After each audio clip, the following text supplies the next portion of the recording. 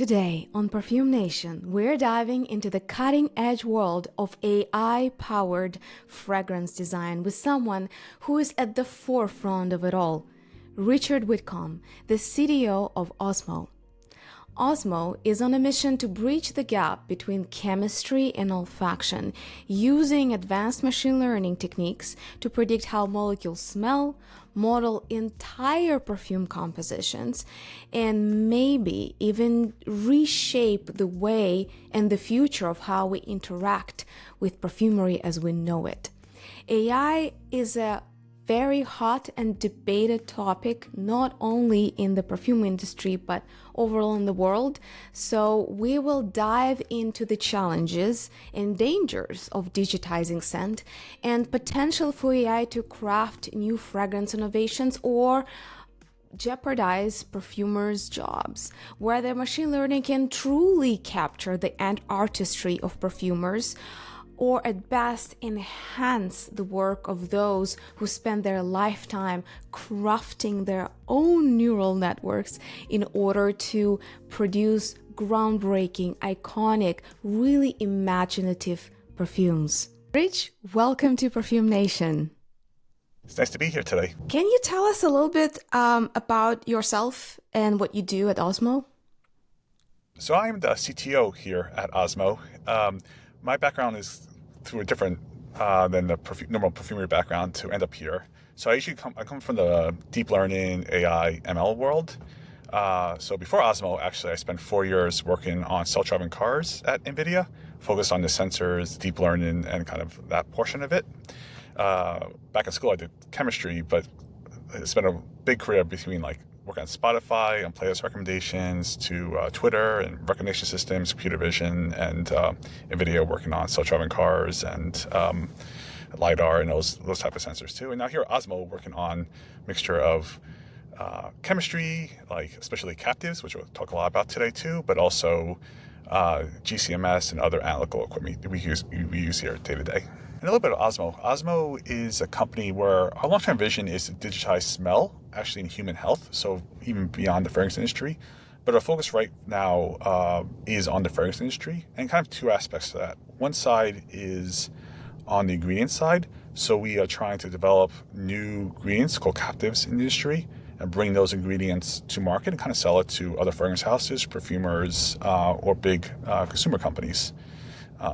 The other side of the business too is we are looking at formulation and tools and ability to help create new fragrances together with the mixture of different ingredients, and understanding how to create tools to help perfumers with things like performance and stability, and maybe automation of suggestion of different ingredient replacements if, for example, an ingredient gets banned on the market, which happens fairly often in the fragrance industry. So they're building the tools and models and software to help the fragrance in general with fragrance creation. That's a very wide array of modeling approaches. So do you consider yourself kind of a generalist? Yeah, I consider myself a generalist. Where I focus most on is less on the research side, but really trying to leverage AI and deep learning models and make it useful for people to use day to day. So I really focus on what are the right products to build, and how do you have people who are not experts in deep learning ML use these models in day-to-day life. And that's my whole career has kind of been around that subject. Well, that's great. So maybe you can help us understand, the AI currently is a fairly overused term with diluted meaning. People in different communities use it in a very, very diverging sense. But let's say algorithmic development, analytical tools, some form of predictive modeling, it seems that's been around for a long time in the world of fragrance industry, in just the world of smell and sensing in general. When you were transitioning to this field, how did you see the path of evolution of that industry and any kind of modeling that was done there to this day? Yeah, it's kind of fascinating. And I will separate into two components. There's what I would consider more the perfumery side of it too, which I could talk about. And then there's also specifically the chemistry in the field, it's called chemoformatics background of it. So how do you take chemicals or even chemicals with solvents and other things and predict what they will smell like and how they will perform in say different applications like fine fragrances or candles or like laundry, even for other cases like that too. The chemoinformatics community has a long background in it, and that's mostly what I consider like traditional ML stats that you would have seen like in the 1960s, so up to the 80s. So not really leveraging GPUs and kind of what everyone hears about now with AI and those techniques too. And the industry really has been trying to move to more modern forms, but it's been kind of slow. And really what's lacking for actually for both perfumery and the chemoinformatics kind of chemistry side is a lack of data. So if you were interested in this and like maybe you're an independent person who likes deep learning and ML and wants to start working on data, the biggest data sets for perfumery and like smell are in the orders of a few thousand data points, which really limits your ability to actually do much on the ML deep learning side too. So it has a long history of it, but really it's been not hobbled, but hasn't worked as well as you would expect it to, given how long it's been around. And it's really a lack of data, less so than the techniques that kind of that you can kind of bring to those problems. Curious. I had an interview with a self-taught perfumer, Sam Macer, and he was hinting at a similar problem with just general lack of structured knowledge in learning how to become a perfumer. And he's got an advanced degree in organic chemistry. He specifically studied those components. So why do you think there is such a gap of openly available data and information? It's mostly trade secrets. So the companies like the big fragrance houses who have most of the data have almost all perfumers work within one of these fragrance houses, a few in the industry too. That data is vital for their business, so they keep it inside private. And what's really tricky, I said I'm not a perfumer, but I understand from perfumery and kind of learned to be a perfumer is it's really hard because you kind of have to access that data and knowing like what ingredients will work and won't work in different application areas. Like even if you're a fine fragrance perfumer, you might try a similar type of formula in terms of a candle, but the problem is it won't perform. Either it doesn't smell great, or even the candle can be dangerous or discolor and or maybe not stay up on the shelf. So a lot of perfumery, as I understand it, and also what we're trying to help with some of our models, comes down to we have a formula. Does it perform well in, say, a fine fragrance?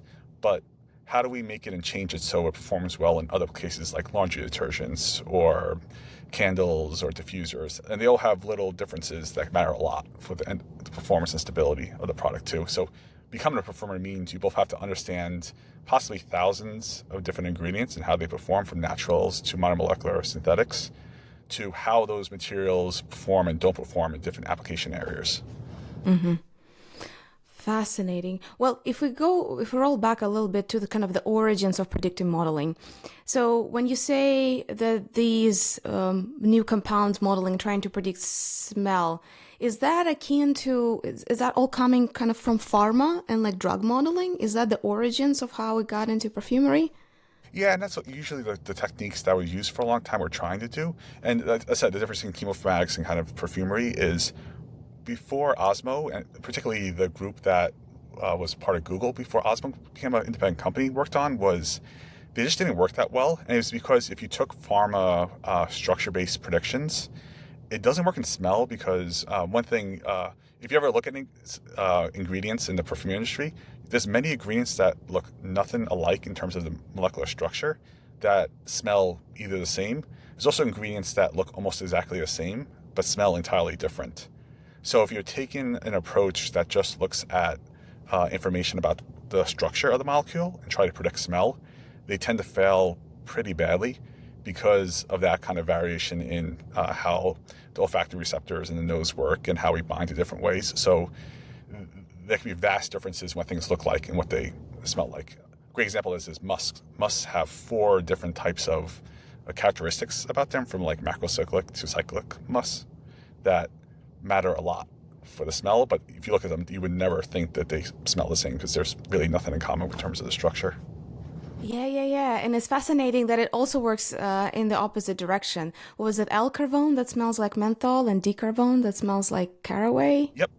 Yeah. Oh yeah. Isomers matter too. So that's actually the hardest thing, one of the hardest things to do to predict, because purification of stereoisomers is actually very, very expensive. Pharma does it, but like you can't really afford to do it when you're trying to have ingredients that go into like consumer products because there's the expense to it. So different isomers will smell entirely different. Even the structure looks exactly the same. It's just like slight differences in the 3D geometry of the molecule. So that's an example of one of those. Well, I love this stuff. And just like as a friendly reminder for the listeners, this stereoisomers is molecules, consist of atoms. Atoms prefer to occupy certain space in 3D space, and there are certain rules of engagement, so to speak, when they form bonds. So there are cases where it can be exact same atomic structure. Things are bonded in a very specific way. And yet in 3D, one of them will have a bit of a twist, a slightly different dimensional geometry, and that's called stereoisomers. And even that can lead to a different perception of smell. I feel very indulged now to ask nerdy questions. Sure, go for it. Let's dive in. All right. So before all the fancy modeling, and as you mentioned, you can have as fancy of a model architecture as you want. If you don't have good training data, there's not much you can do. But let's assume we do. Let's assume we got an access to and merge three biggest databases of the three biggest chemical manufacturers in the world. So we have all information about we have all the molecules, and let's say it's 10,000, 50,000. And we have any kind of information about them that you can use. Historically, there were a lot of, in this kind of the scientific approaches, how any given molecular structure leads to a certain observable property akin to smell. There were a lot of, I wouldn't say beliefs, but theories that were really hard to test, such as, for the longest time, shape theory. So there is a certain molecular shape, and the receptor and the molecule, they have to fit each other, and there's nothing crazy about this theory. And yet there were also cases, just like you said, there could be similar shape, and yet a different kind of behavior with the scent. Also, the OG of fragrance blogging, Luca Turin, who is also a scientist, he really favored a vibrational theory, that certain distribution of electronic density and the vibrations of atoms in their places, that's what leads to a very specific behavior when it comes to propagation of signal and the odor perception. So there are so many features you can consider besides just where the atoms are, where they're in 3D, what's the electron density, what else can we have? Just specific kind of known phenomenological properties of functional groups. Which features are the most useful? Yeah, it's a good question, and there's a lot to them too. One of the approaches that kind of like was the foundational genesis of Osmo was kind of, so there's two approaches to this problem. What happened historically and what we did here, the team that kind of built Osmo and that we do here at Osmo, is historically you would kind of do what in the ML community is called feature engineering. So you would try to sit down and think about which features. Is it something with like the bond lengths or kind of 3D geometry or the energy? You can also do things like functional groups. You can count functional groups. You could count number of sulfurs, nitrogens, lots of things you could add as features. There's actually a whole libraries that just kind of give you many, many features that kind of like built in a box, which is called fingerprints in the community. Those tend to work okay. The thing that we did here at Osmo that was a bit different is instead of like looking at like all the biology between it, because if you think about when you smell something, there's a few things that have to happen. The molecule, let's say if it's in a fine fragrance, let's say it's on your skin. First of all, it has to get into the air. So it has to be volatile enough to get off your skin into the air. It also has to be able to float into your nose to get there. It has to like get through the nose, get into the receptor, then it has to bind to the receptor, and the receptor has to fire a neuron that then connects to your brain that you then smell that sample. So there's lots of chemistry and kind of physical components to that too. What we did here at Osmo, which was unique, was instead of trying to model the different aspects of like receptor binding and diffusion in the air and also vapor pressure, is you just instead just ask people, what does this smell like? And then if you ask enough people, okay, what does this smell like and what's the intensity of this, you then can model directly from the structure to those odor predictors. And then what happens is you can use types of models where, in this case, graph neural networks, where you no longer have to like think about the features that matter. In the case of the fingerprints I mentioned earlier, the model in the ML community is called a black box, figures out which features are important of it. But that being said, there is some ways to inspect what's going on there too. And the thing when you do is when you inspect what that deep learning model is learning is it has a lot to do with shape and functional groups. Like there's certain functional groups and parts of the molecule that don't matter at all for odor, and other ones that do matter a lot. But it kind of depends a bit on the shape of it. This is still an area of active research, but some of the first forays into that shows that there seems to be patterns about the molecule that matter and other ones that don't. And it's not always clear when it matters and doesn't matter yet in the community. Mm-hmm. You mentioned graph neural networks, and I want to get back to the architecture question. But first, as we're trying to discuss like what's important, what's not, kind of a philosophical question. You can, like looking down, and there is training data, there is, your testing protocols, there's your architecture, and there are your features. In some ways, when we were limited by compute power or certain architectures or amount of data that we had, feature design was very vibrant subfield of modeling. And if you look at it kind of in a primitive and a practical sense, in a way, it's almost like an intel derived from training data. Like if you had a perfectly smart model architecture, then you can just throw whatever you have and you don't have to design smart features. So are these new modeling architectures, the neural nets of different kinds, making us just like monkeys with magic boxes, that we're becoming lazy modelers? I was like, yeah, just throw it in, it will figure it out. Yeah, in a sense, that's the big, if you go back a little bit in the difference between what I would call traditional machine learning and deep learning, which is now kind of the thing that's been turned into AI, especially generative AI, that's the difference, right? It's sort of like you no longer, as a researcher, when I started my career in computer vision, I had to spend a lot of time thinking about features and what's the features and what's the most important part of the image that I should store so I could pass it through a model to predict, dog or cat or whatever it is. Same thing too in chemistry. You have to think about, okay, are we encoding every type of atomic, even up to like quantum mechanics type feature that could be helpful, and then give it to somebody have a model to learn on top of that. So yes, in some cases we are losing our ability to do these feature engineering too. The thing though is what I found kind of building these models over my career is you still kind of have to understand the features and what's important to go back, because what happens a lot is you spend a lot of your time then going back and cleaning and fixing and making the data sets better, because it all comes down to data sets and if they're clean or dirty. Because like if you give it a bad data set, the model won't learn anything, but it also won't tell you why it didn't learn anything. So you have to kind of find ways to inspect what's going on inside these as much as possible, so you can go back and either change the architecture of the model or go back and clean or find a bit of data set in some cases. Mm-hmm. Oh yeah, like there is probably a grief circle somewhere for machine learning engineers where there's a weekly discussion that errors in training data don't average out like everyone expects them to. Yep. Throwing more data at it does not mean it will just learn the right thing. Got it. Okay, so then if that's what really gave us the breakthrough in understanding the world, including the world of smell and odor perception, it's the smart, sophisticated, large architectures. So then I'm curious, what's your take on all of those neural nets? Their name also suggests are kind of derivative of the neuroscience research on how our brain works. In some sense, they're more primitive. In some sense, they're actually their own thing now.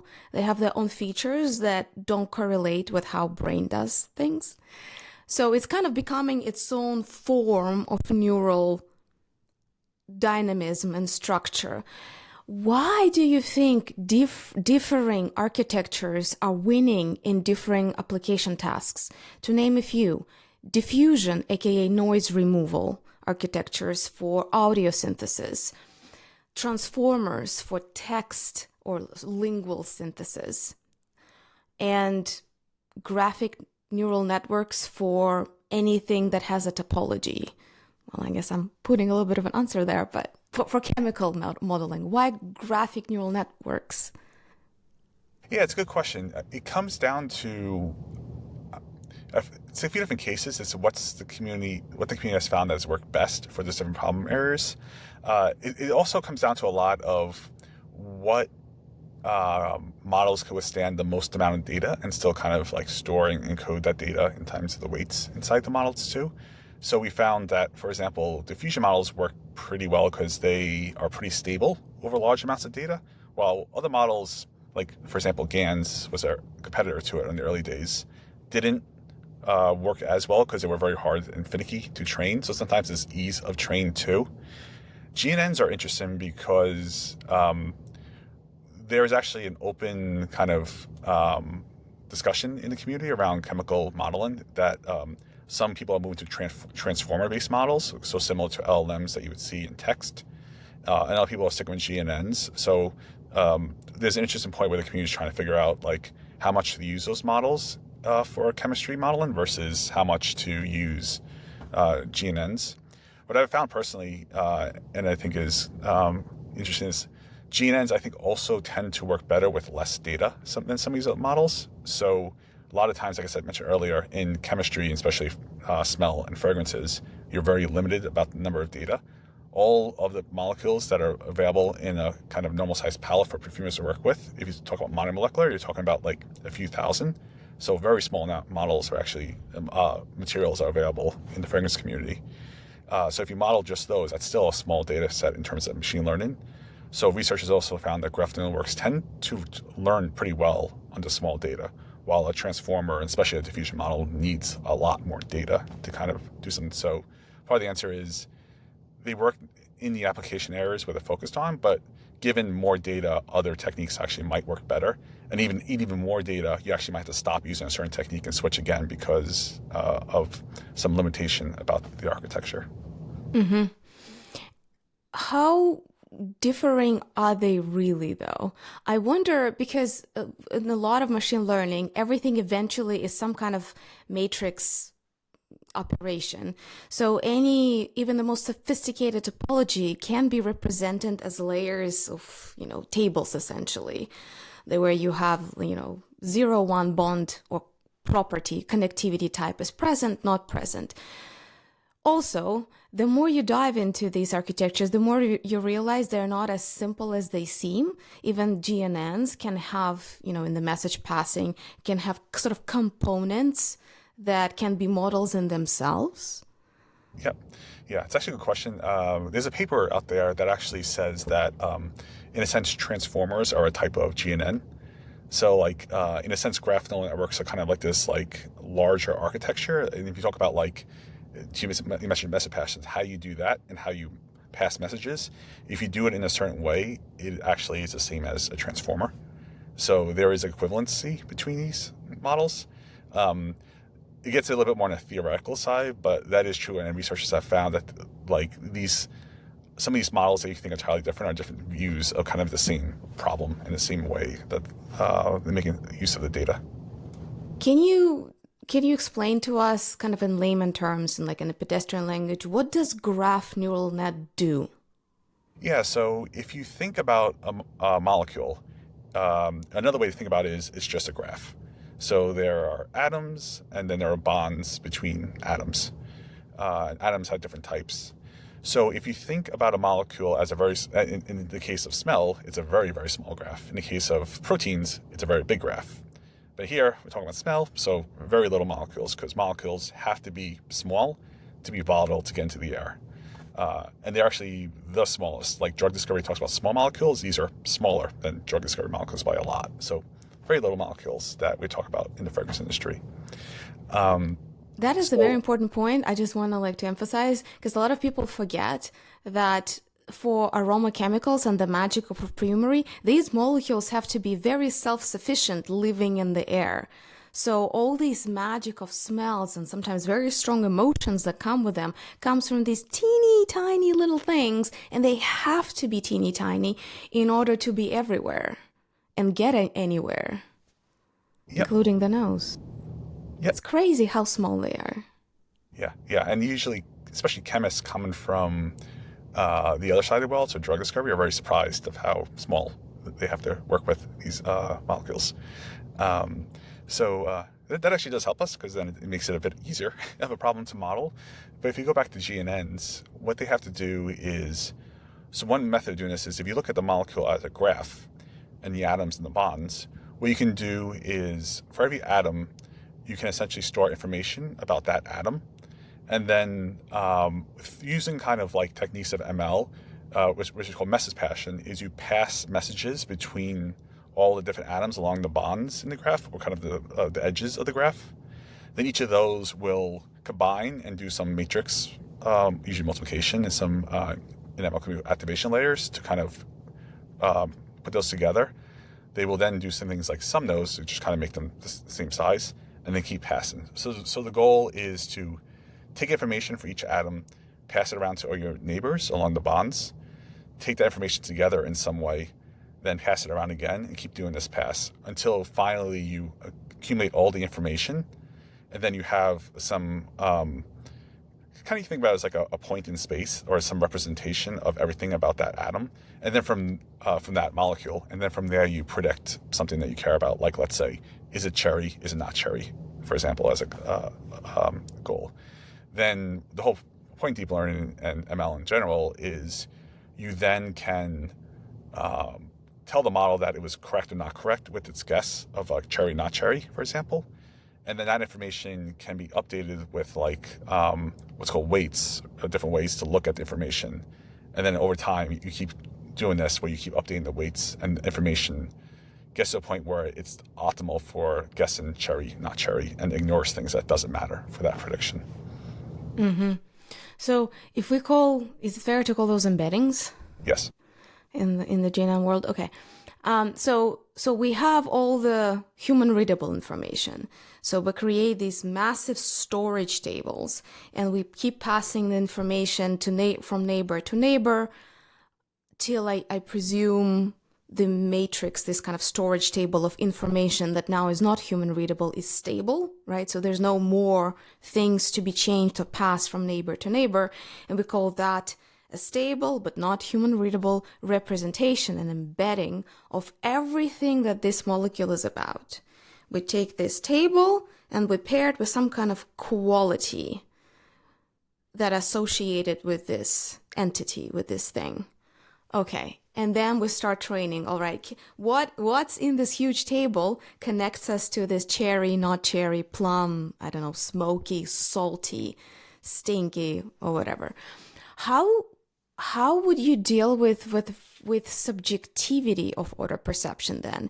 Because I imagine just myself as a fragrance reviewer, it drives me to tears, because the most popular questions: what is the scent that everybody will love?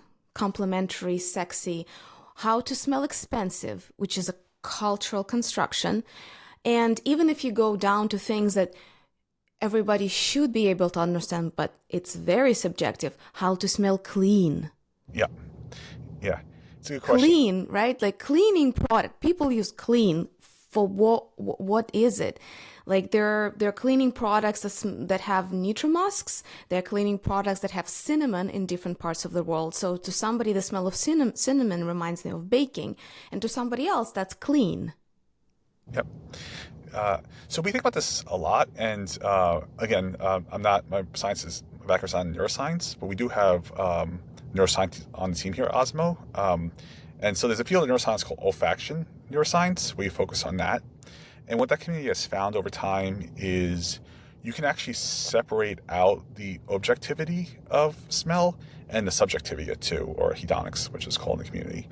And when it comes down to, and what they found over many, many studies is, if you sit down people and you train them to say, okay, this is the smell of cherry, or this is the smell of woody, this is the smell of amber, or this is the smell of gourmand, they will learn that, okay, I know the smell of gourmand, and they can tell you what molecules smell like gourmand, or like samples or perfumes as you give it to them.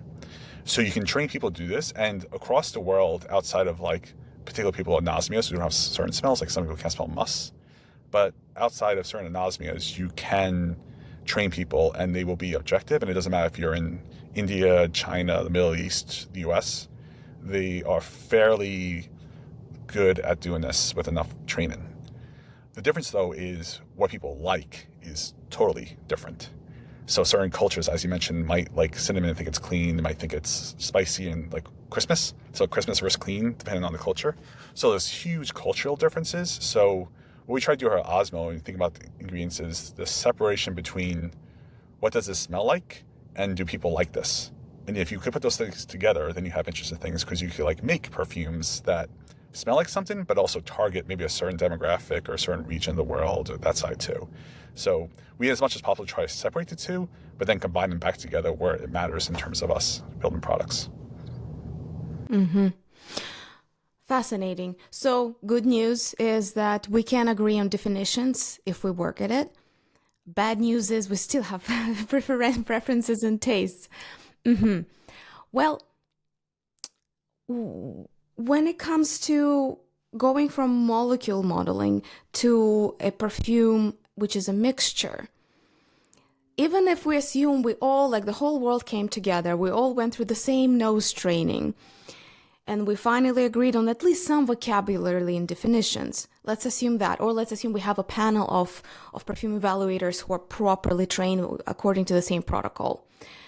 But then a dilution of one molecule can spend one way, and you add a second, even just two molecules, and then there are all kinds of nonlinear effects of how they smell together. So modeling from one molecule to order, mixture to order. How easy, hard is it? It is challenging, and it's one of the areas we have focused research on right now. In some cases, it has been found that they do, in a sense, mix in a kind of an easy way, where it's like, okay, if you add a bit of woody and a bit of citrus, it will smell woody and citrus, up to a point. But there are effects, and we don't know which of these effects is the most important, especially kind of more from like the biology side of, for example, there are known effects where you can actually smell something and then you can't smell the other thing. So like, and then there's also cases where you might, you can actually smell something and it can make another smell stronger or weaker, not by blocking. So it's kind of like antagonism going on in the proteins. So there's complex biology. One of the core questions we have here at Osmo, and I don't think it's been answered in the kind of research community at all, is how much of those kind of effects are in the chemistry. So things happen in the bottle with like kind of the solvent ethanol in the case of fine fragrances or something else for candles, or how much of that effect is fully in the nose. So is it a biology thing? So if you know the biology, you could figure out what every mixture would smell like without actually kind of doing any of the real world samples? Or is it a matter of when you put two things together, there's some effect in the bottle that happens? Here at Osmo, I think more of it is in the biology side, so in the nose, and there's less happening in the bottle, mostly because these ingredients are used in very small amounts in samples, so there's less ability for them to interact. Outside of the case, of course, where you put them into like a bleach, then what's called the base in the industry for the application area will affect the smell dramatically. Got it. Yeah, I mean, the observer effects are everywhere. Yeah, exactly, yeah. Interesting. Well, one of the things that I'm curious about is these kind of silent enhancers of smell perception. First of all, there are, as we now know, there are silent molecules that we don't have experience of smelling anything, and yet they activate the olfactory bulb. The whole thing is working. The olfaction system is working. We're getting all kinds of effects, but to us, that molecule is silent by itself. We don't smell anything. They can act by themselves, they can enhance or suppress the odors of other molecules in the mixture. And just to give another example, since I don't cook, everything I learn about cooking blows my mind. When my mom was showing me how to make a good oatmeal, like old school, she added so much salt and sugar, I was shocked. As somebody who is athletic and I aim to eat well, it's like, why? And then I taste, and don't taste salt, I don't taste sweet. They balance each other out for the taste receptors, but it's tastier. Yeah. It's not salty, it's not sweet when it's balanced, but the whole thing feels tastier because your taste buds are very, very much activated. So I presume in perfumes, and again, 70, if not 80% of tasting is smelling, it's probably the same. Some molecules might even suppress each other, yet still make the whole experience more vivacious. Yeah. Yeah, it's a good question. It's an open area of research. One side of it, too, is the industry has these kind of mysterious molecules that I think part of you're referring to is there's two sides to it, but the mysterious ones that it's a big focus of the industry is fixatives and blooming agents, is what they call them. So, difference is a fixative is you add something to it that maybe has no odor or maybe a slight odor to it, or maybe sometimes a big odor. I think Lily might be a famous example of this that makes something last longer. So there's things known in the perfume ingredient that if you add this, the entire perfume lasts longer. You also have the opposite. There's blooming agents. What that means is if you add this to a fragrance, it will make things come out faster. You actually see this more in applications like shower gels, because what you want to happen is you want, when it's touched with water, to come out very strong in the shower. You don't really want that to come out 3 hours later. You want it to be smelling it in the shower. So there are also ingredients known that if you add this, they essentially bloom better, so it comes out faster. Or for hand soaps, if you're washing your hands, you kind of want that to bloom faster. You want that smell to come at you almost immediately. And the thinking right there is actually that's more on the chemical side. There's something happening where those ingredients might be adjusting vapor pressure, so it's easier for other ingredients to get into the air, or harder to get into the air in the case of fixatives. But I think what you're saying is also true where there are effects in the nose where adding an ingredient, for example, you can think about it is if you add a big ingredient, you might block the receptor. But what happens in biology a lot is even though if you bind to the receptor, it doesn't actually fire the neurons, so you don't smell it. But if you block the receptor, another molecule that binds that same receptor might not be able to get in there, or maybe not as strongly. So in a sense, by adding an ingredient, you sort of have blocked the sensor. It's actually a very active area of research, less in fragrances, but more in kind of like odor removal. So like the hope is someone can find something where you can like a Febreze thing, but Febreze doesn't work in this mechanism, but like you can find something that you can spray that essentially makes it impossible for you to smell the other odor because your receptor is already smelling something it can't smell, if that makes sense. Could this in any way explain sort of a blooming field of fragrance layering? Because there are millions of testimonies of people who like a certain aspect of a perfume or fragrance that they buy, but they don't like some other aspect. And they keep searching for a complementary additive in other perfume in their collection and just empirically find something. It's like, oh, I no longer feel this sourness or this bitterness in it, by layering more on top of more. Yep. It's a good question. We don't know exactly why that's happening, but it could be either this effect, talk about the blooming or the fixative effect, or it could be something else with the nose where inside your nose you can't smell maybe as strongly that second ingredient too. And it's open area. It's probably a little bit of both that's going on there. Great. So we mentioned specific molecules that have these sort of magical properties, whether silent or not. I'm kind of curious to get your hot takes on a few aromatic molecules, those scandalous celebrities in the world of fragrance. For example, ESO Super. Is that a silent queen or a naked king? Yeah. ISO Super is a famous one. It's also, as you listeners probably know too, there are actually fragrances out there that 100% ISO Super, or ISO Gamma, in case we have debates about that one. That one is kind of interesting because it's a very complex smell.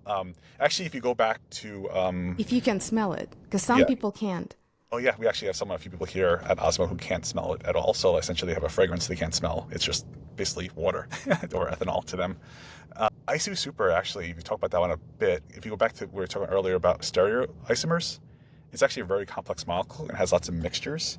So why it has that kind of complex note and why it could kind of work in lots of cases and actually almost could be a fragrance by itself is that it has a lot of different of those isomers, those stereoisomers in it. So even though it's one molecule, you have different ratios of those, and it actually gives it a much more complex smell. So it's a very interesting molecule. It's also a very weak molecule. At the end of the day, you have to add a lot of it to a fragrance. So that's really good if you're selling ISO Super, although it's out of patent right now. But it's also very bad because you don't want lots and lots of a chemical on you or in your clothes, because it could lead to like skin irritation and especially allergens down the road too, which usually when things are used in large amounts, they tend to have problems later on. Okay, all right. Going to the opposite, Ambroxan. Is that a magnificent beast or a weapon of nose destruction? Yeah, that's a strong sell. You talk about personality. I actually don't like amber smells that much. So, We're talking about ambergris. So oh, this is Ambergris. Ambroxan is the one that's very prominent in Baccarat Rouge and a lot of these kind of beast mode perfumes. Okay. Like when you start looking back at things that are being recommended as beast mode, indestructive, pretty much you can survive biohazard cleaning crew. A lot of them contain Ambroxan. Yeah. Yeah. Actually, I don't know the ingredient that well to kind of talk about it that side. Okay, well, if we generalize out of it, there are certain, well, for example, dihydromercenol, which is in probably 90% of perfumes marketed toward men, Yeah. to some smells like an anthem to true masculinity, to others as a windshield wiper liquid, this like chemical, very piercing smell. So there are other molecules like that, are like Yeah. so-called beast mode. Yeah. What is your viewpoint like on are they even safe in large quantities? Because they are indestructible. Yeah. Well, there's two sides to it too, right? There's like the way we think about this, there are molecules that and compounds that are maybe not used in large amounts, but like in a sense last forever. So one of the things we work here a lot at Osmo is there's this kind of balance between you want long lastingness, but you don't want it to last too long. If you go outside, kind of find fragrances, Glaxolid is a great example of a molecule that lasts a really, really, really long time. It's almost indestructible in all fragrance applications. Maybe not all, but most fragrance applications. What people are trying to find, though, is it doesn't biodegrade that well. So there's papers now it's accumulated in places too. So you have this like trade-off between you can have something that's very long lasting, but also something that because it lasts so long, it's probably harder for things in the environment to break it down. So there's sometimes this tricky balance between things that are long lasting and things that are biodegradable. So the holy grail really for us is kind of talking about like strength too, is like what you want is a molecule that's very intense smelling. So you need very little from it. So that keeps it safer for humans from like an allergen perspective, but also make sure that it lasts long, but it's safe for the environment. So how do you find the balance between safe for the environment, safe for people, but is also very intense and lasts long, especially if you're looking for a base note or a middle note. Can we model, are there any modeling approaches to model longevity and safety, like this toxicity modeling? Yeah, so we do all of these. So we have models internally that do, I guess the first important one, of course, when we kind of bring molecules in-house is it safe to inhale, of course. But the really big ones that tend to get ingredients removed from the market, Lilial's example of this is like toxicity around humans. So either it's like a genotox, which is the worst, so it's like genetic toxicity. So we have models on those, but we also have predictors and models on, is it a skin sensitizer? So does it like create allergens in your body when you put it in your skin? And also skin irritability. So does it turn your skin red when you put it on? Certain parts of the population have irritability and other ones, skin sensitization tends to be a bigger problem for certain segments of the population or certain regions of the world where certain ingredients might be an allergen to some people, but not other people. And also what people have found is as ingredients are used more and more, people tend in the population build up allergy to those ingredients because they're overused in different application areas too. So there's a big mixture of, for us, how do we model those and how we find things that are safe for humans. And we also have models internally that predict biodegradability. So is this molecule safe for the environment? And can we predict that it will be safe once we start to produce it? And another model we have too, which is not quite safety in terms of humans or the environment, is we also can predict the intensity of a molecule. So even before we see a molecule and bring it into our lab, we can actually predict how intense it would smell. So in a way, having something like an ISO super, which has to be used, it's usually used at 60%, like 40 to 60 is kind of normal. You want to, if you can find something that can replace an IC super at like 0.5% or like less, you have found something that just because its nature is it's used way less, it's actually safer for people and the environment, with included the other things we're looking for in terms of safety. Interesting. I have one more molecule, actually two more molecules for you. In each of them, it's kind of like has its own world of implications. Hedione, beside being very widely used, it also was originally overused, arguably overused, because it was predicted to enhance the action of pheromone-based fragrances. Where are you on the pheromone stuff?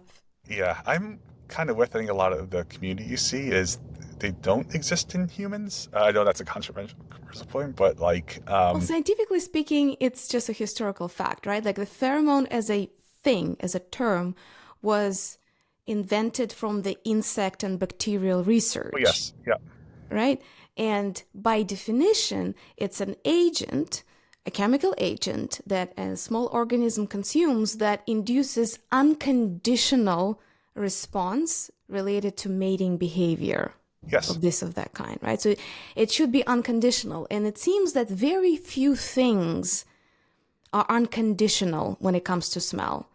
Yeah. Yeah. Yeah, I agree with that too. Pheromones clearly exist kind of outside humans. I think a lot of the scientific community is unsure about is, have you found one yet that works in humans? So did we evolve away from them, or if there's one out there that we have found? There's actually a case of, I might forget the molecule right now. There's a case though of someone finding a pheromone that actually is on newborns that makes men less aggressive and women more. Yep, exactly. So that's the one case I've seen where there was actually a paper published that said that they found an effect of a molecule on some human behavior too. So in that case, there is one that's in a scientific paper. Yeah,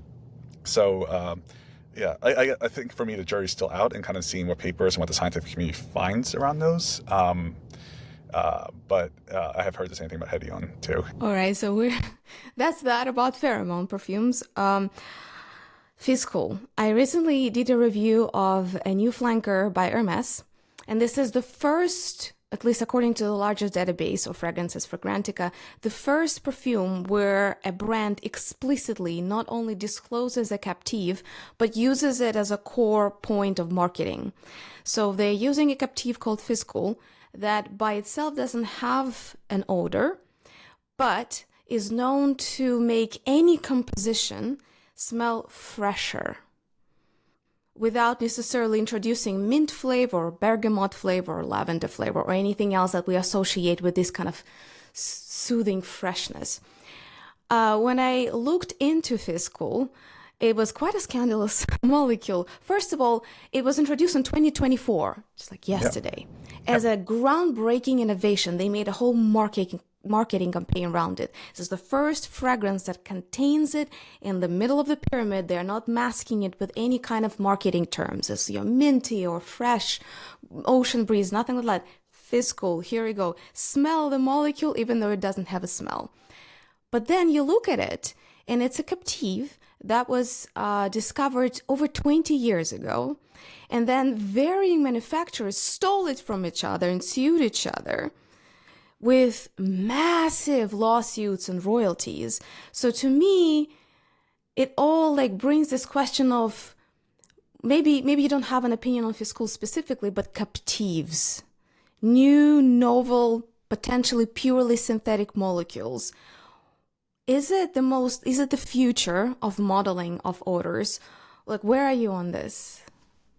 So it's two sides. A large part of business here at Osmo is coming up with new captives and kind of selling those and kind of bringing those to fragrances and kind of like making available to perfumers too. And I see two sides to this. One side is because of what I was talking about earlier with like toxicity and other predictions is A lot of the ingredients that we use now in the fragrance industry and perfumers use in their day-to-day work likely won't be available to them in 10 years. So we do, as an industry, have to find new replacements for those. And we know, for example, the glass slide example, it likely won't, because of biodegradability concerns, we probably likely have to find a new clean musk replacement for laundry, for example, in that case. So part of it is kind of thinking ahead of like, okay, in 5-10 years, what will be missing? So in that case, you do kind of have to find new captives that can replace different molecules.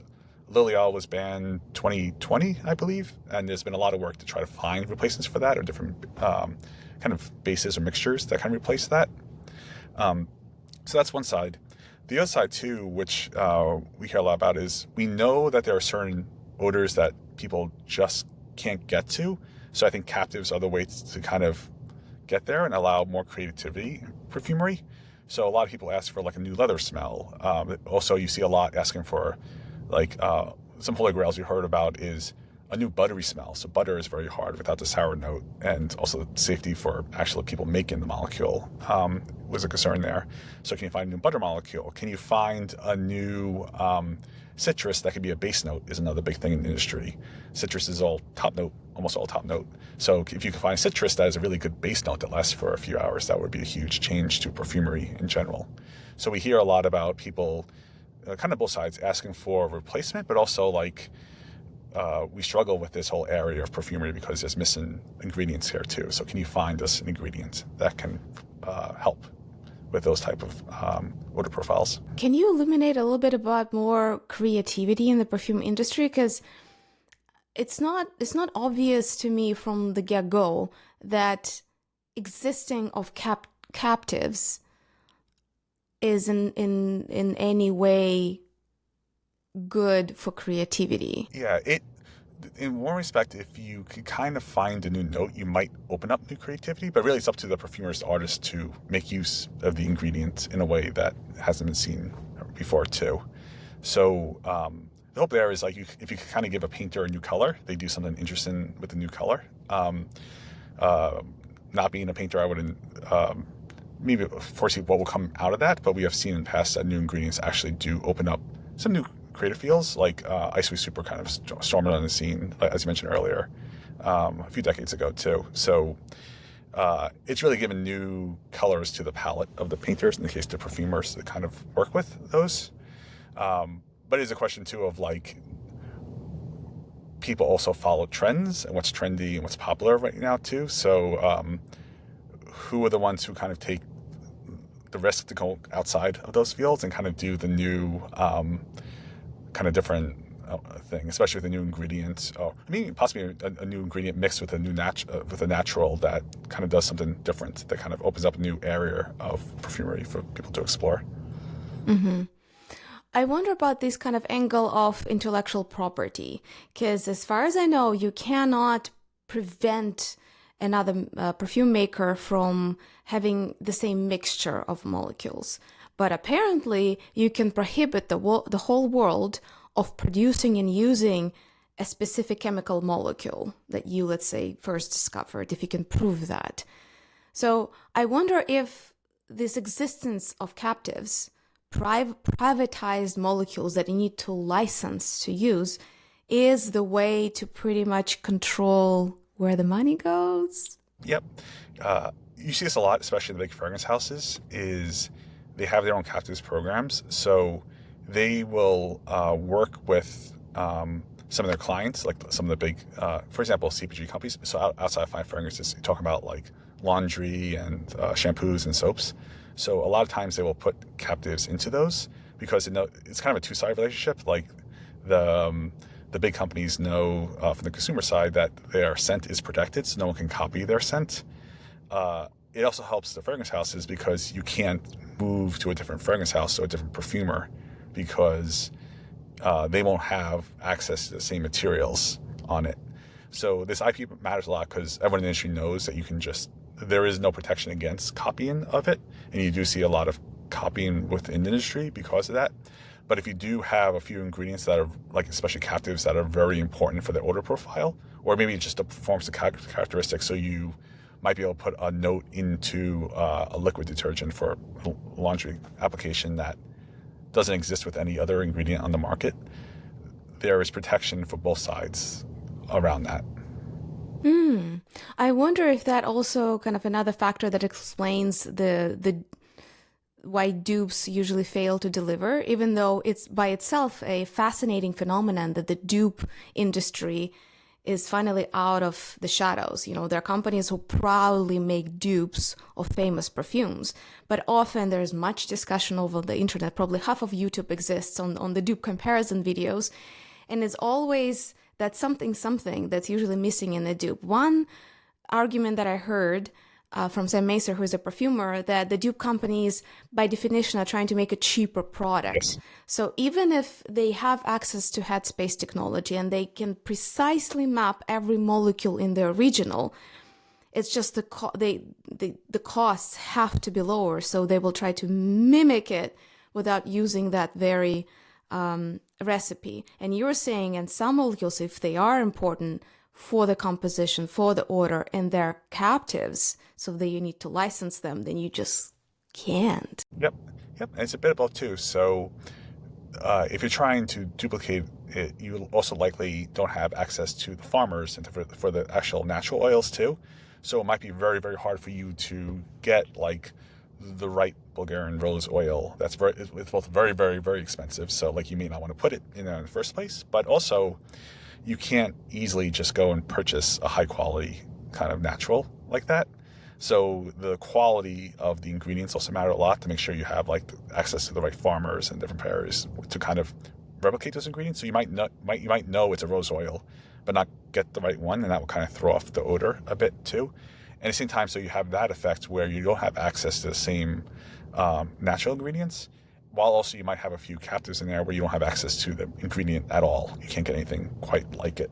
So both those things together will tend to make it harder for these companies to duplicate fragments on the market. You bring a very important distinction between sort of natural and synthetics, and there's endless debates that probably always exist about what's better or safer or more aesthetically pleasing or more conceptually interesting, and people really differ in their assessment of all of these aspects of naturals versus synthetics. That said, I think a lot of people don't realize that there are certain synthetic routes of producing a molecule that is found in natural headspace of whatever, let's say, rose that you flavor that you're trying to reproduce. And apparently, correct me if I'm wrong, you can also patent the way of producing. So I think, if I understand correctly, the history of Symrise, that would really boosted their stock when they patented a very efficient way of making menthol, and pretty much they're menthol kings of the world. Yeah. So where are you on synthetics versus naturals, and how do you guys use that in your modeling of odors? So we handle those, and it's a very important part to get a fragrance right is the natural components too. So there's a kind of a few sides to your question. I'll try to answer them.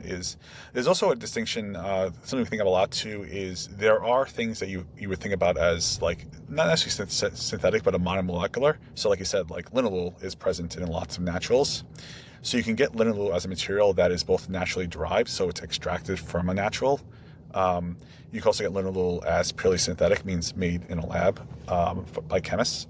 So even the same ingredients you'll see in fragrance houses, you have both options to them, and usually the naturally derived one is more expensive.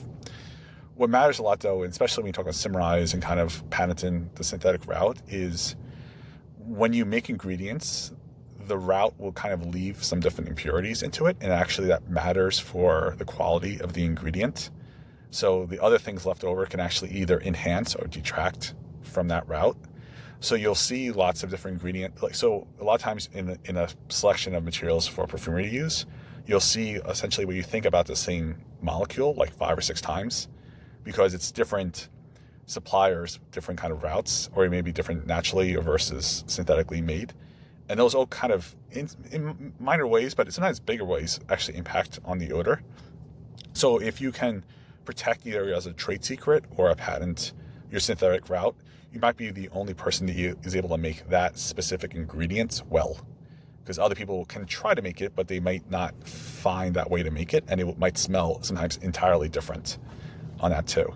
So there is ways to protect things on that side. So that's kind of on the route side. For naturals too, what we believe here at Osmo is like, we actually in many cases want to see more naturals in fragrances. So the hope is, and we were trying to do this with Uncapted, is if you can kind of make things very intense, also help with the odor, it also might make it so like you can use less of these and open up more of the available cost in perfumes to include more natural ingredients too. They could add more of those like fuller kind of notes to a fragrance also, where many, even five fragrances now tend to be very heavy on the kind of synthetics, monomolecular, non-natural ingredients. Not only that, but people often forget that most of the cult perfumes of their decades in the past were very tightly linked with either invention or novel usage of a Yes. synthetic aroma molecule. Like all of them, Chanel number 5, like nearly all of the cult ones became cult ones not because they were based on naturals, because the natural essences, even though we refine the processes, the citrus essential oils existed all the way back to medieval times. So when it comes to modeling fragrances, I'm going to play a bit of a devil's advocate because there's much of worry about how AI and these amazing models are going to affect our lives and our jobs. Is all this modeling meant to just replace perfumers to get people out of their jobs? We don't think so, and we actually see this a lot internally. We have perfumers here at Osmo. What we have noticed where the models have helped the most right now of our perfumery team is not so much on kind of the full-scale creation of a fragrance. To be honest, perfumers are better than our models in many ways. Where models can help a lot, though, is when I was mentioning earlier about like why it's kind of hard to train to be a perfumer, is because a lot of perfumery is not actually, you don't spend a lot of your time focused on the actual formulation and creation. You're actually spending a lot of time on modifications for performance and stability in application areas. So where models can help a lot is, and we see this with some of our tools, is a perfumer can focus on creation of a new novel odor profile, a new fragrance, and then models can help make sure it works in a paraffin wax base for a candle. It can also help make sure it will work in a laundry care application, or like maybe a fine fragrance, maybe the models will kind of warn the perfumer that this won't be shelf stable because this ingredient's gonna kind of react with ethanol in some way when it's on the shelf exposed to UV. So one of the areas where I think model help a lot is a lot of perfumery time right now is spent on these kind of performance and kind of small modifications, where that's where I think models can help. And the real hope is at the end of the day is like this can actually free up more perfumery time focused on the actual creation of the fragrances. And then leads to also at the same time much faster products to market. So it, like a lot of times, especially areas outside fine fragrance, you'll see the actual perfume and the creation of fragrance happens fairly fast. You can kind of come up with like a brand new fragrance for, let's say, hand soap or some type of cosmetic use case, just full perfumer within a week. And it can sometimes take a year of testing to make sure that it's stable and performant. So if you can kind of reduce that time down, you can actually bring lots of new novel fragrances to the market more quickly. Mm-hmm. Is then the role of a perfumer shifting more toward a kind of conceptual curator?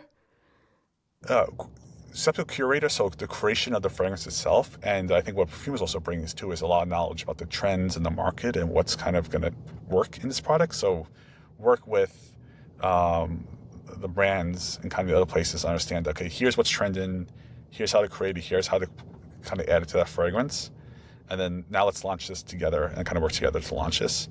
And then hopefully for us, the models then take care of like, okay, we will make it sure it works in like the candle application or some other use case that does take up a lot of the perfumer time right now. Well, that's still a sizable shift because historically, perfumery was considered one of the crafts, and just a lot of craftsmen or authorship, if you wish.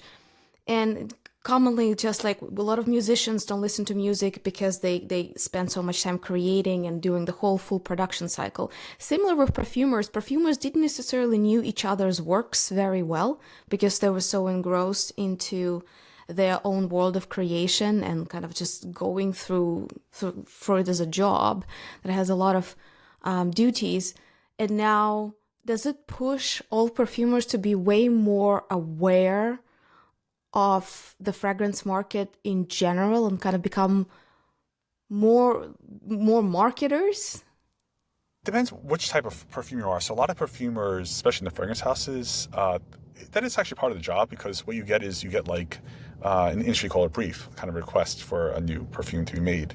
And usually a lot of those briefs actually contain a lot of market analysis. Like, we want to target this person, we want it to be matching this kind of type of like trend that we've seen on the market.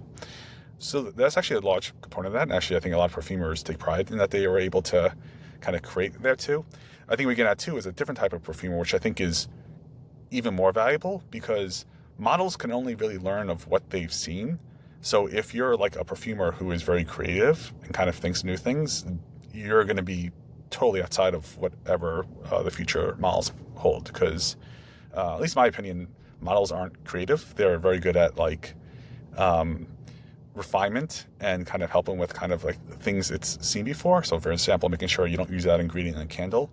But kind of full-fledged new kind of like creation of a new fragrance or a fine fragrance or a candle is not going to be, I'm not sure in the future that would come up.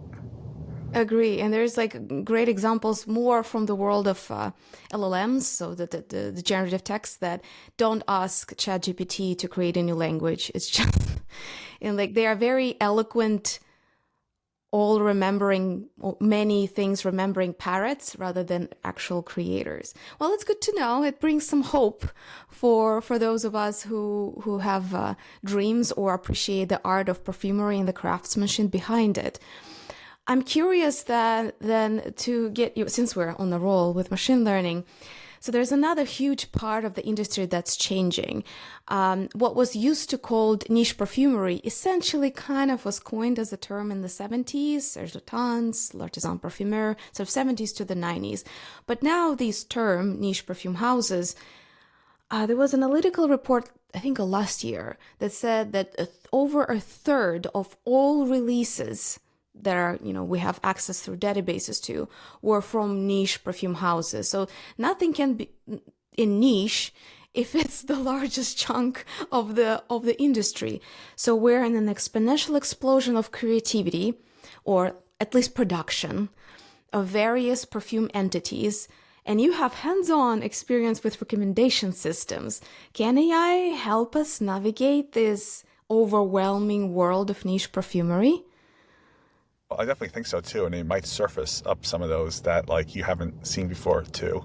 So we do explore this a lot, where we kind of take in our internally a lot of times too, about like a lot of perfumery, and kind of rank and show them too. Very different application, but in the past I worked at Spotify and playlist recommendation too, and in many ways it's similar to perfumery, where if you have people describing the top metal base notes and like longevity and those other characteristics, you can kind of expose that and maybe show in front of someone a fragrance they have never thought about before, or a niche fragrance house that like, oh yeah, like this whole brand I love, and I should be buying this too. So I hope to see more of that in the future, because especially for like the perfumers out there trying new things, I would love to expose them more and allow like these tools to surface up things, and also allow people to try different things, where right now the way at least I have searched through fragrances feels more like a little forums, a little Googling, maybe reading a bit of Reddit, and then kind of smelling a few things in the store. But that's kind of a limited window into it. So like if you can kind of show more of this more quickly, and kind of also have ways that people experience those things faster, I think that will change the industry a lot. Wonder. Again, just to dig a little deeper into recommendation systems. On the ground, this is how it usually, at least used to work. You would find people who like perfumes, either online or in person. You'll find someone who seems to like a similar thing that you both know, and then you just peruse the other things that they like. And usually, since it's already gone through their own neural filter, you'll find things that are similar enough, but novel enough. One of the problems that at least classical recommendation systems had, at first they will recommend popular to everyone. It's like the popularity domination. Second, they would over-index on similarity, so you would end up with 10 dupes of the same thing. So how does the fragrance recommendation modeling, you think, can be designed so it's just enough of comfort, similar enough, and yet, well, it's different enough that it's worth adding to my shelf? How would you model that? Yeah, so if you were thinking about that, so one way is, like you said, you can kind of use like in the ML community, it's called similarity. It's like, okay, these people also bought these things, so you also will like those. That's a very good job, especially with large enough data. A lot of Amazon is based on that. Another approach you can do too is what we do inside is internally we call it the principal order map. So if you can actually know what a fragrance will smell like, you can actually put those fragrances onto a map. And then, for example, you could have people explore the map, and you can also do things with that where I can see, like, well, I want to see things close by to this point. There's a fragrance maybe I like a lot. Can you show me things nearby that I may have never heard of before? So what I think this comes down to, and a lot of my career has been around this, is a lot of the ML and AI capabilities are there with recommendation systems, but it's like, what is the UI and a way to explore it? And how do you kind of do this, like, explore versus kind of exploit, for the matter of like things you've already seen before? It's actually very, very close to my past experience with like trying to recommend music. Music has the same problem too. Like, the actual best way to recommend music, it's actually probably exactly the same for perfumes too. If you want the perfect recommendation for someone that's hard to beat, is just show them the songs they listened to in the past. Because like, when you show them the songs, those are your jams, so you're gonna like those ones. So like, if you gave someone like the perfumes they've ordered in the past and kind of put it in the bottle so they couldn't see what it is, they're gonna like the ones that they've highly rated in the past, right? If you bought a perfume 6 times, you're gonna like that perfume again too, right? It's the same thing with music. So there's this interest in like, how do you return to people something they like, but also you want to keep you out of their comfort zone. Like, you may want to show them a new artist or a new perfume brand. Show them that, but also make sure that like you can take into account when they kind of explore over there, like, okay, now we understand you a bit better. Here's another one that we think you like better. Or maybe here's the one that you purchased 6 months ago, which we know you like because you told us. I love how we're like slowly getting everyone to use the machine learning terminology. So you guys feel free. If you want to show off your ML knowledge, it's like, oh, it's an explore, exploit type of conundrum, you know? It's like just casual. We're all AI now. What can we do? All right. What are the new frontiers of AI/modeling that excite you right now? What's really interesting for me now is kind of like with like these big LLMs things too. It's how to use those to mix what these other techniques we're talking about. Like I said, mentioned before, it's like, can you, like I'm just curious about like, could we just give it a bunch of information and understand what's trendy right now? Like, you can read a lot of forums and things too, but like, what material? Like, actually, for me in particular, is like, can you use LLMs and these other techniques to understand, oh, there's an ingredient that's trending right now. Like, there's something new in the market and people seem to like it. They might not know they're liking it because it's like not on the label, but there's something about that. Or like, very early on, understand that like, okay, something like gourmand is trendy or not trendy anymore. I'm not sure where we are on gourmand at this point, but like, understanding like, as people talk about things, is there where the trend's going as much as possible. And I'm always kind of interested in that component of it, and how do you leverage some of these ways to just understand like, what are people talking about in a way that can help you say like, oh yeah, it's actually going towards like gourmands, or now it's going towards florals again, or it's like going towards sandalwood or something else this week. Yeah, that's very fascinating. I'm also looking forward to models becoming more reinforcement learning based, and or at the very least more dynamic, that we don't have this stationary static expectations. Like, we train model on the 2 years of data, and now we have to retrain it and everything, you know, they just kind of, you go in chunks of predictability, but to have more of a fluid type of models, the models that are stable enough to give good quality predictions, but can also evolve with the influx of new data. to have a little bit more robust setup like this of these systems. All right, next question, and we're getting slowly wrapping up. Thank you so much for your time.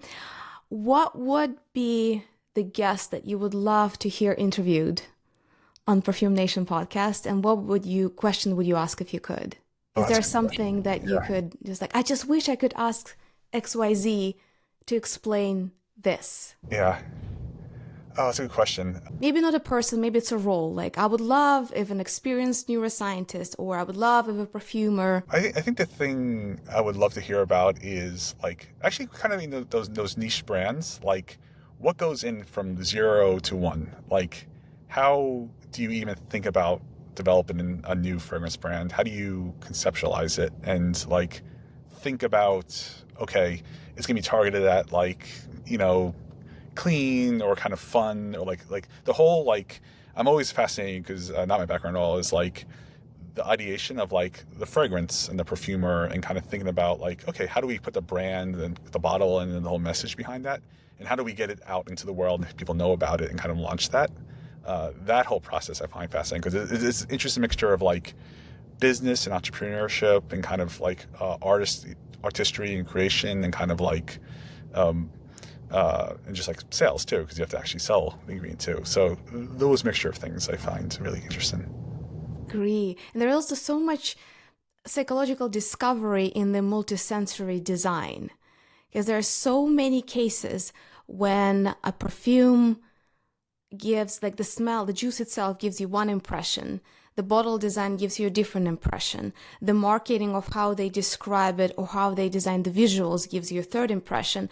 And unfortunately, each of them could be really compelling, but if they don't form this magical, cohesive, non-linear thing that's somehow congruent, all congruent with each other, the perfume is not going to perform well. Exactly. And some people can do this repeatedly and other people can't. It's a fact, so it's a skill, but yeah, for me it's kind of magic, but that is a pretty interesting set of skills that some people have to put together. All right, I'll try to bring us someone who can kind of unveil a little bit of a mystery behind this concept, because it's infinitely interesting, and obviously a lot of people are becoming way more interested in branding in just general the world of design now that Perfumery is becoming more and more accessible, thanks to you guys as well. So where can we learn more about your work and kind of stay in touch with Osmo? Yeah, so you go to osmo.ai is a website, so you can read more about us and kind of read about some of actually the captive ingredients that we've launched over the past year.